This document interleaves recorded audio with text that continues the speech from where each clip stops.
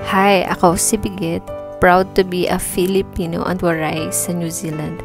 Ako ay isang registered nurse sa Pilipinas at Dubai at ngayon makikipagsapalaran sa New Zealand para sa panibagong chapter ng aking buhay. Bilang isang nurse, bakit ko nga ba pinili umalis sa aking bansang kinalakihan?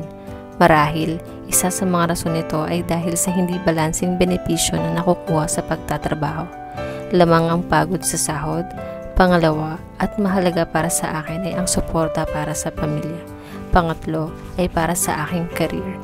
At eto ako ngayon patungo sa bansang matagal ko nang ninanais na magbibigay sagot sa tatlong dahilan kung bakit ako umalis ng Pilipinas at Dubai, kung saan mai-enjoy ko ang nature, work-life balance, high-paying salary, at iba pa na aking matutuklasan sa mga susunod na kabanata ng aking buhay dito sa New Zealand.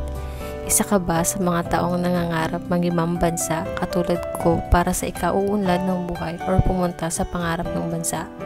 Kung oo, isang kampay para sa ating minimiting kaunlaran sa buhay. Gagamitin ko itong page para ikwento lahat ng magiging progress sa aking pagtira sa New Zealand at naway magbigay inspirasyon sa karamihan. Bye-bye from Waray!